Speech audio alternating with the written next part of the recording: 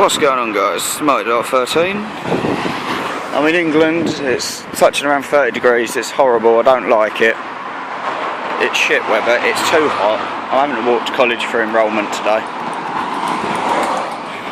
and I don't like hot weather.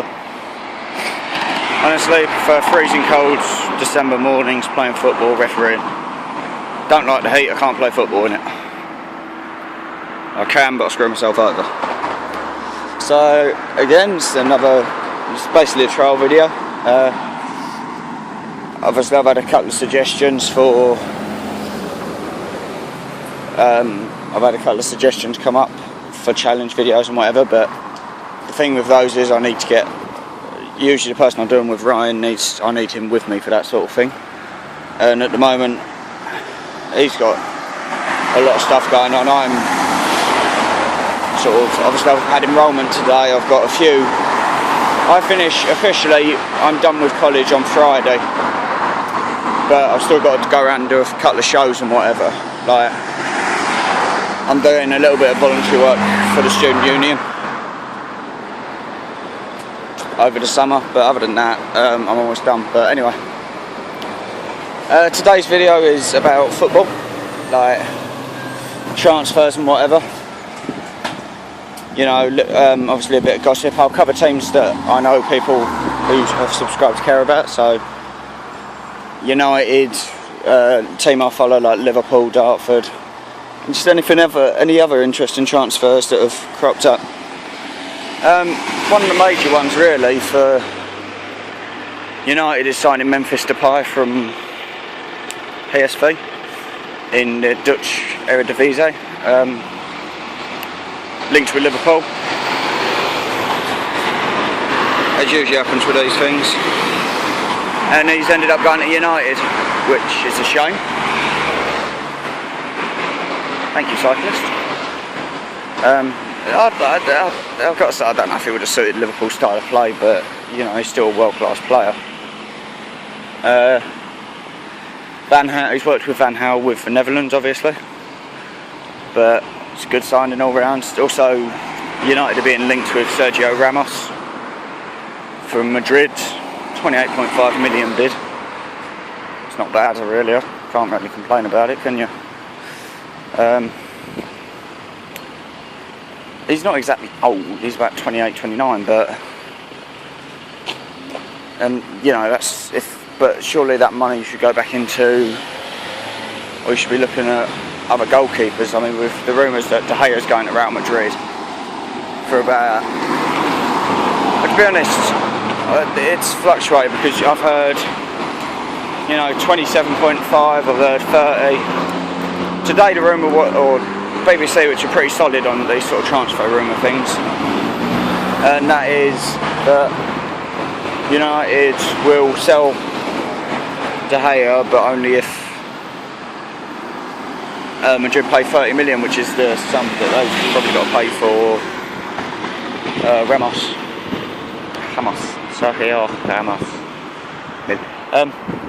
But no, apart from that, that's really all the transfer business I know. You know, obviously there's a lot of loan moves. So you're going to go green? Yes, you are. Liverpool, they've had a pretty busy transfer window. This is being filmed on the 1st of July, so officially the transfer window opened today at about 12 midnight. So, yeah.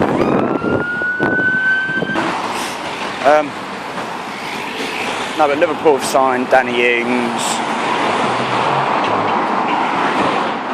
from Burnley, James Milner, Roberto Firmino. Can't think who else they've signed.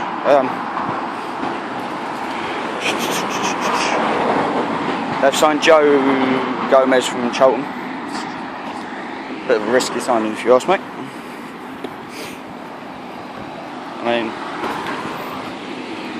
yes, he had a good season with Charlton last year, but it doesn't necessarily mean that he's going to be any good. Of course, Liverpool have they've bid 12.5 million for Nathaniel Klein from Southampton, basically turning into Southampton's. Basically, we're becoming Southampton's first Liverpool becoming Southampton's first team, and Southampton are basically becoming the B team. Although, really, I've got to say, I mean, Liverpool have also signed Adam Bogdan as backup for Mignolet. Fair play, that's a decent enough signing. But I sort of look at it and just think, well, really, can you sit there and say Liverpool really have got no one who... You can't replace a player like Gerrard. I mean, he's going to leave a big hole, but I mean, obviously Henderson in defensive mid, fair enough. Firmino, I don't know, because I've heard that he can play in like a centre forward position. He's right midfield, centre attacking midfield. I've even heard he's a striker, but none of those really help, because I mean, obviously we've had Divock Origi come back on loan from Lille, I want to say.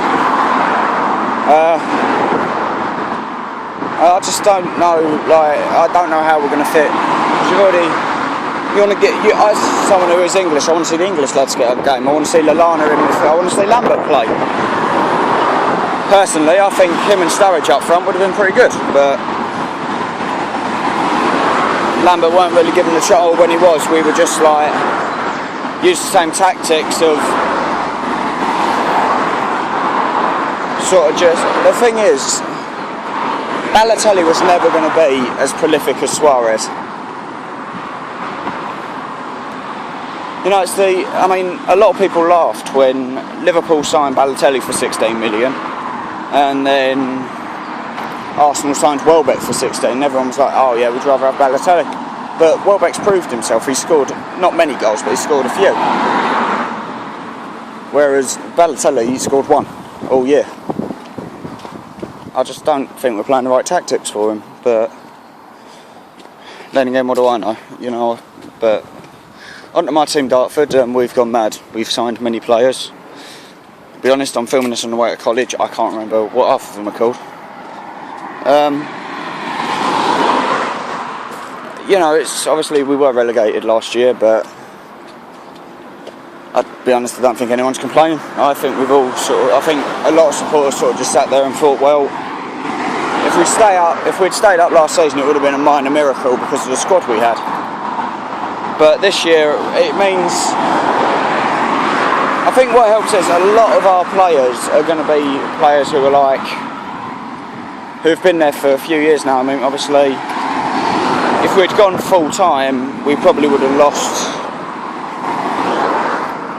We would have lost the likes of our captain Elliot Bradbrook. Lee Noble probably would have gone.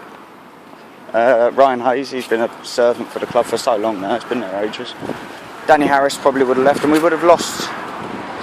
I mean, Hazy is our only connection back to when I first started supporting in 2006.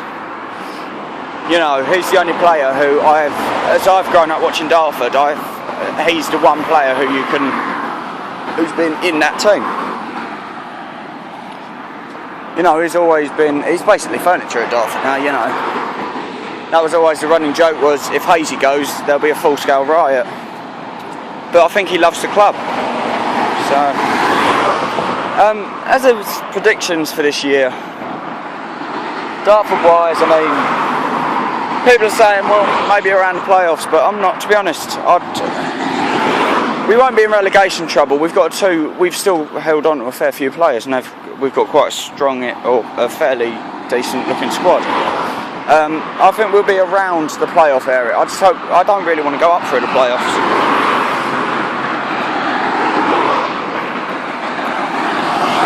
I mean, we've been relegated, and I think we should spend 5 or 6 seasons down in this league, building the squad, building up the finances, and then in 5 or 6 years' time, when we've had those players who've been here for donkey's years, you know, give them a chance, and when they eventually retire,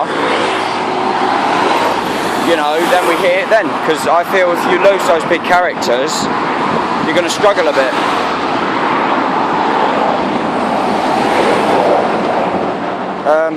But obviously this year we can just sort of enjoy our football a lot more, because we haven't got to worry about playing ex-Premier League boys week after week. You know, we can just go in, or ex-league teams I should say, but we can just enjoy our football again. You know, that last season it was, the thing was we'd get there 5 minutes in and we can see, or we get to 10 minutes and then you look at the clock, it strikes 10 minutes and we can see the goal. You know, and obviously we were preparing for life in the South last season, and a couple of teams folded and the league yanked us back up, which, as I said, you can't build a squad for the Conference South and expect it to work in the Prem, because it's such a higher tempo of football, and plus you're going up against teams who are full time. They're a part-time club, which means their players have other jobs around football, whereas the full-time lads, a lot of them don't. And you know, we sit here and you look at it and it's like, a lot of these clubs have got a fair bit of money behind them, or if they haven't got money then they're well run enough that they can survive being a full-time club. But being part-time, like going up against the big boys. Now, first year we did so well because we were a bit of an unknown quality. You know, we had a good run. We went to got to the semi-final of the FA Trophy that year, and we're the best part-time side in the country. And then a few people were like, well, we can do it again this year. And for our second season, it all looks a bit, we lost a couple of players, and it was a case of, well, you know, a lot of our survival, I think, was down to a lad we had on loan called Marcus Bettinelli. He was such a great goalkeeper because he saved us so many points that year. We won games that we shouldn't have because of his saves. You know, he was pulling them out left, right and centre.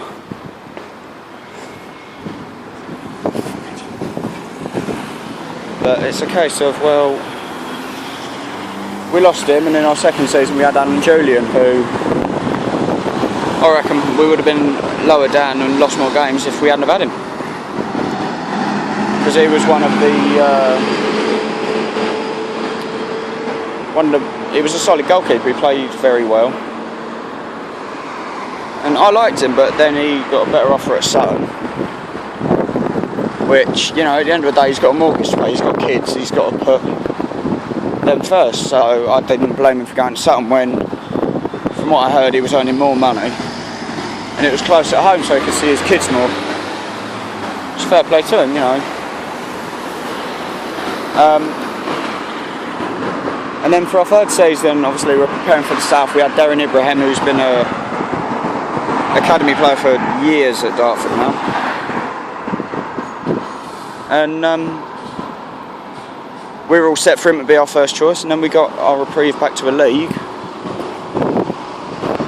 and it all went fuck up basically.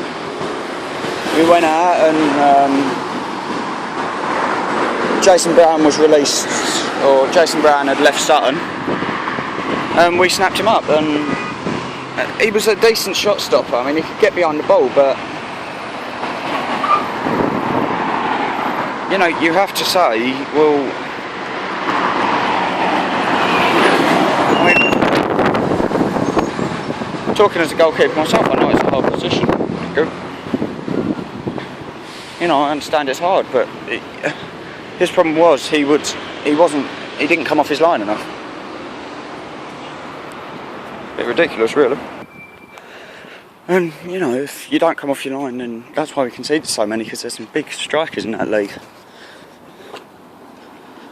And if you don't come out and try and at least put them off, you know, throw yourself at the ball, then you're not going to do yourself any favours, really.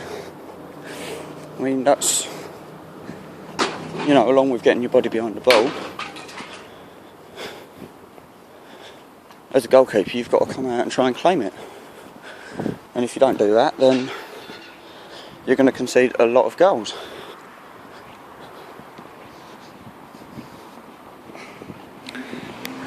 But Prediction wise this year, I'm going to say just outside the playoffs, so I'll say, what, 10th spot for Dartford. Liverpool, I reckon, 6th in the league. United, I reckon, top 3. I don't think they'll challenge for the title yet. I don't think their squad's strong enough. With the likes like Liverpool, we've got a lot of younger players. You know, with the exception of Milner and Bogdan. They're both, well, Milner's 29 going on 30, I think, and Bogdan's 27. Ings is 22, Firmino I believe is 21.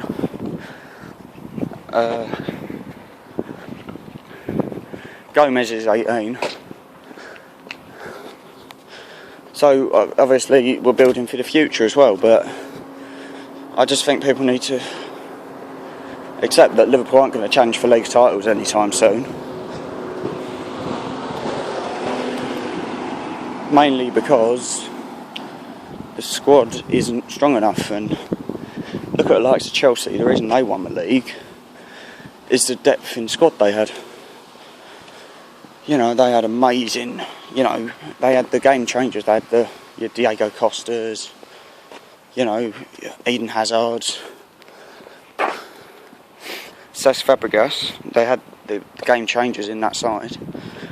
You look at Man City, well, I think their thing is they've got more money than sense. You know, they'll see a player, although Chelsea do a similar thing. You see players and you're just like, oh, sod it. You know, our youth lads ain't up to it. Let's go sign this player. And you spend 28 million on a player when, if you were to give your younger lad a chance, you'd have a thing of, well, you know, there you go, sort of thing. But no, I mean, Chelsea had good squad depth, but and much as I dislike Chelsea with a passion, I really don't like them. They've got a good manager in Mourinho. He knows how to set up the team. You know, Brendan Rodgers, no offence to him, but I think Liverpool would be better with someone like Jurgen Klopp. But Liverpool have stood their ground and said, no, we're sticking with Rodgers.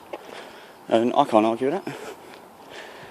You know, the chief execs decide that, the board. And they've all said, well, we'll give Rodgers a chance, which, you know, fair enough.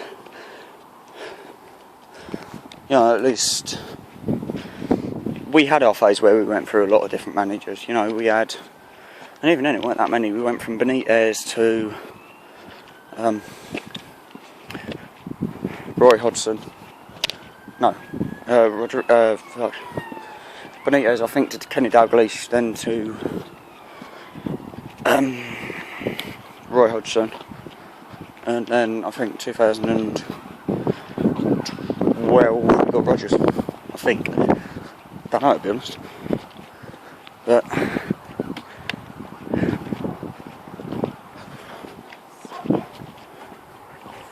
I think,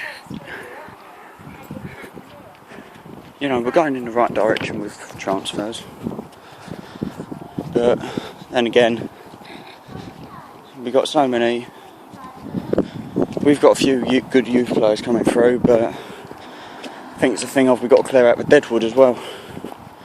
You know, you've got your, what's his face, anyway? You've got your Fabio Barini. Sorry, mate, but I'm going across.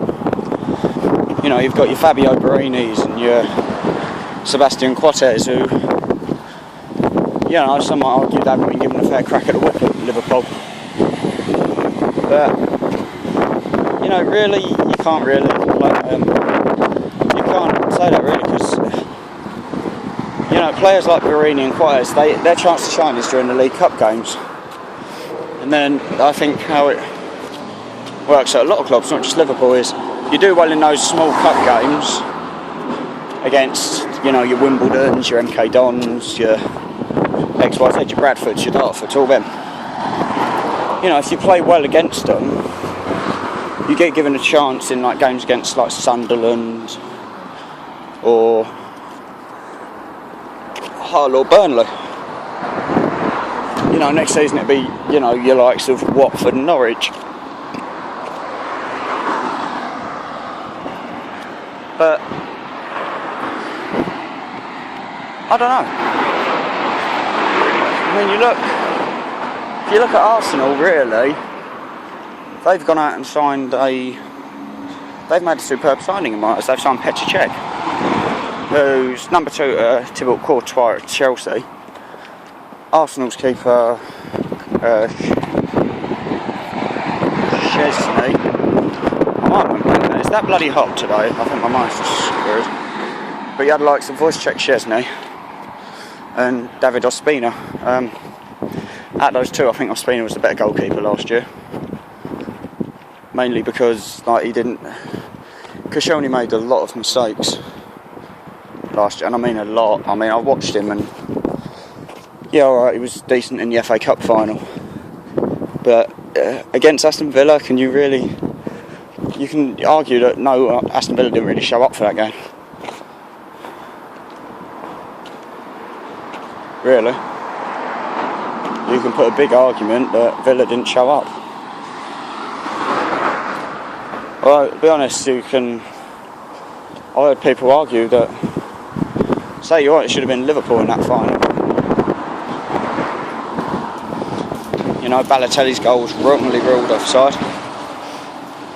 But that's football. You know, say what you want. That's football for you. You're going to have results. You know, I'm a referee, I know this. You know, officials do make mistakes, but I think you get so much more scrutiny when it's a cup game, especially of such a high calibre, you know. FA Cup semi-final at Wembley in front of X amount of people, and Balotelli was clearly onside. But then again,